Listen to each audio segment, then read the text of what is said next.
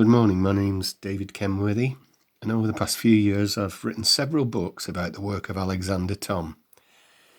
Most of them are ebooks on Amazon, but one is actually hard copy, the first book, which was self-published using publishers down near Bath called Brown Dog Books. Really good, I recommend them. And when I wrote this book, I knew absolutely nothing about ancient history. And I wrote it because I used the figures that Thom had put in one of his books. I just put them in my computer and churned the numbers and came out with a lot of stuff that I thought was important. So I wrote this book about it.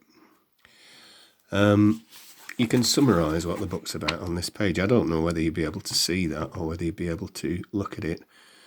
But I'm not going to talk about it, that's it. But I've written some other books as well as a spin-off. And the second one I wrote was this one, The Answer. Now, it's not that I know the answer to anything. I've called it The Answer because I believe that the sites on Salisbury Plain are the megalithic people's answer to what they understood about the universe. And it's all laid out on Salisbury Plain. It sounds crazy, I know, but this presentation is going to get even crazier, believe me. So that's the first book, and I'll just go through the others.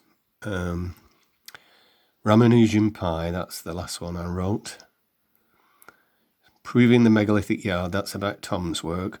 Proving the Megalithic Foot, now that's not about Thom, that's about the work of Peter Harris and Norman Stockdale. They've discovered a unit of measure, which is, in my opinion, it's based on root 2. It's 10 root 2.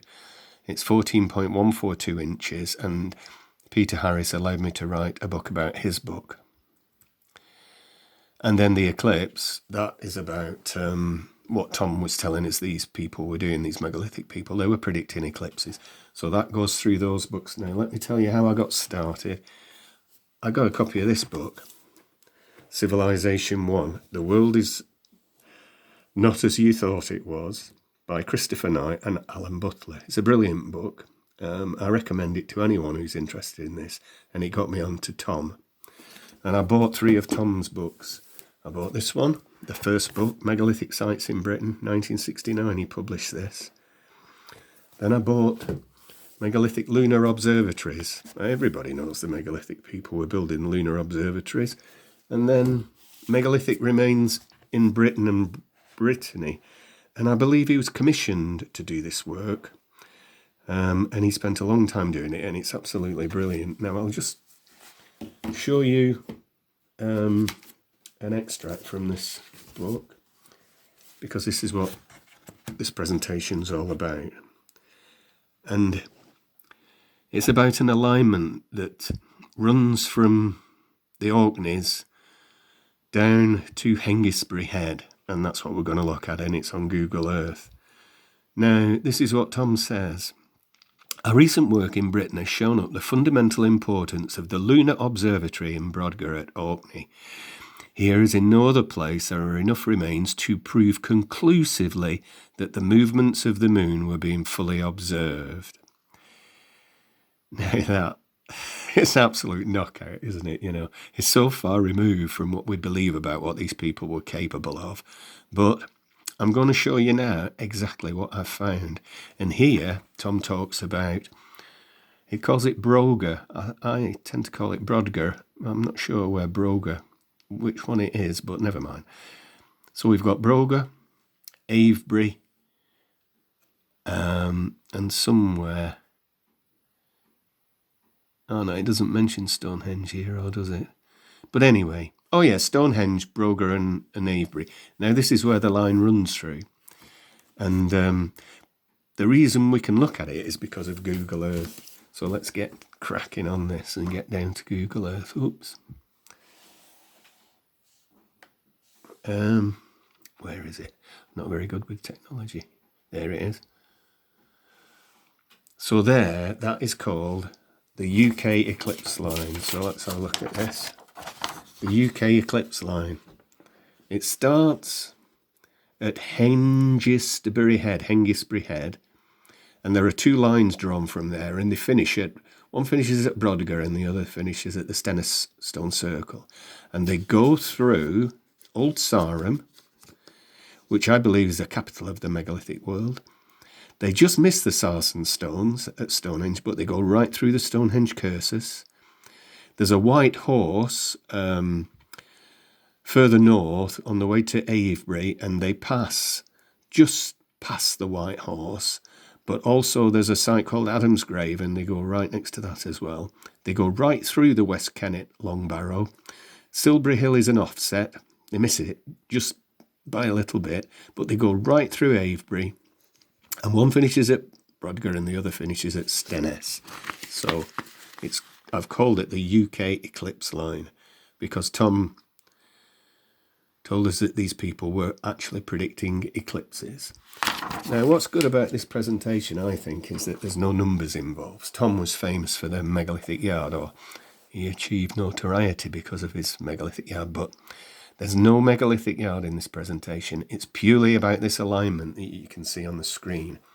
And let's have a look at what it actually is, because we can only find this through Google Earth. No other method. It's modern technology that's got us where we are.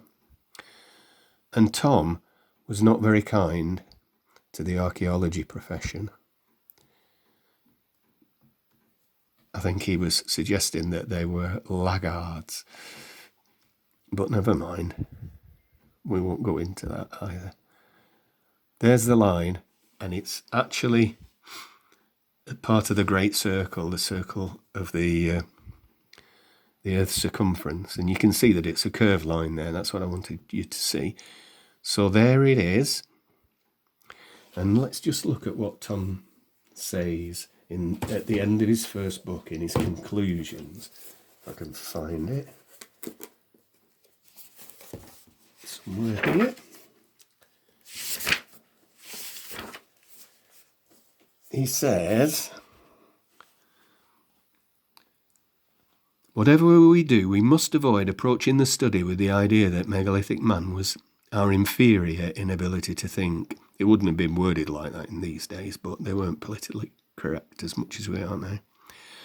Archaeology is today advancing so rapidly that its findings may link up with the major findings of the present study and may give meaning to much that is obscure.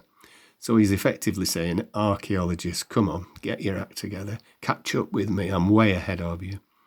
That's the way I'm reading that. But from archaeology, I've changed that to technology, Google Earth. That is giving us the answers now. This fantastic program that has been produced that we can use. And let's just have a look at how it works, because we're going to go to the start of the eclipse line. So we type in Hengistbury Head, it just comes up automatically. So we just click on that and off we go.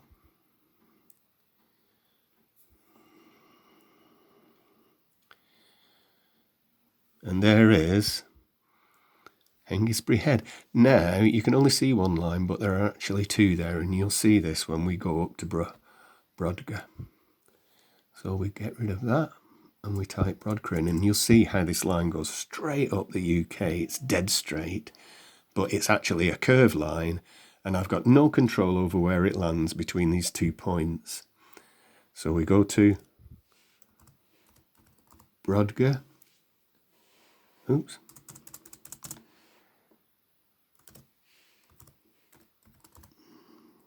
Oh, it's my great typing skills being displayed here. Ring of Brodger. So it's come up.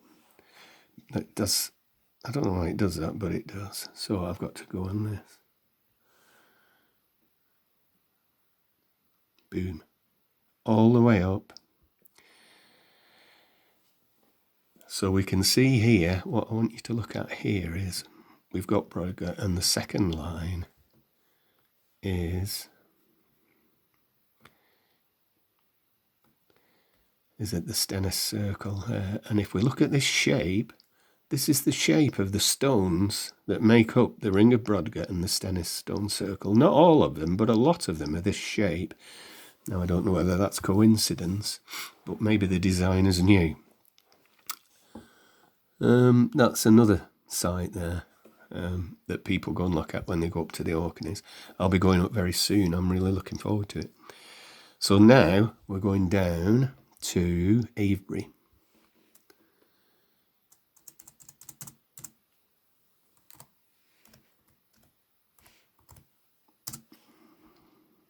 Look, straight down the line.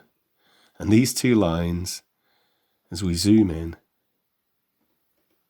they've disappeared because we've zoomed in too far. So I'll just pull back a bit and we'll see them. They go right through the middle. Look at that. Absolutely unbelievable. Now, I'm rushing this presentation because I want to keep the file size small. So we're going to go down to Silbury Hill, which is just down here, down the road. You can see there's an offset there. It doesn't go through Silbury Hill. It just misses it. There's a reason for that, but I haven't got time to explain it. Goes right through the centre. Both lines go right through the West Kennet Long Barrow. And now we're going down to the White Horse. I'm going to have to zoom out a bit because the lines have disappeared. Right, there they are. The White Horse is... Come back, White Horse. There it is. That's the White Horse. This is Adam's Grave. That's potentially a megalithic site. That's definitely a megalithic site. These other two places down here, Alton Priors and Alton Barnes, possibly megalithic sites, not sure. But you'd need to do more research to find out. So let's go down now to Stonehenge.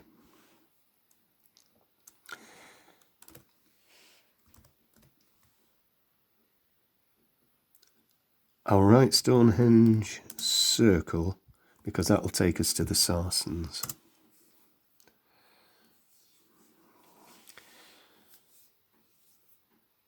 There they are, and there are the lines there. So let's go back a bit and we can get this into context. Because, again, there's an offset. It doesn't go through Stonehenge. It goes through these other two potential sites, one there and one there. But we'll go back a bit further and we'll see what it does go through.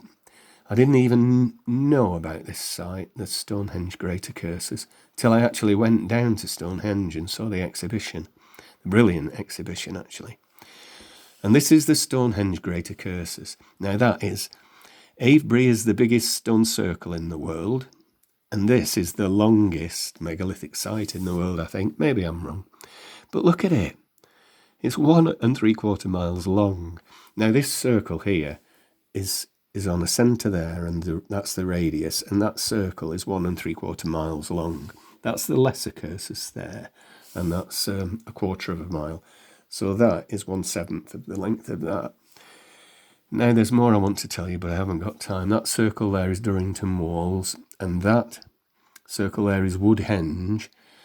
And I got into this through a guy called Bill Wilkinson, and he's discovered the Wilkinson-Thom line, and you can see it on YouTube. If you do a search on Google, put Bill Wilkinson Woodhenge, it will bring up Bill's site on YouTube, and you can see what he's discovered about the distance between Woodhenge and another site near to Avebury, which is just fantastic. Now, Bill's brought the numbers into play, but I'm keeping the numbers out of this presentation. So from here, we go down to what I believe is the capital of megalithic society. And it's called Old Sarum. And we go right down. And you can see that these lines, when we pull this over, go through the centre of Old Sarum. And Old Sarum is a very typical megalithic site. Well, it's the ultimate megalithic site because it's got a Silbury Hill type centre. It's got 2 ditches round it. There's 2 ditches on the outside. There's a ditch there round the Silbury Hill type centre. It's all flat. This has all been sculpted, all this landscape. The top of the hill has been cut off. It's the most sensational sight. Anyway, we haven't got time. We've got to go. Let's go back down to the start. And we'll go down to Hengistbury Head.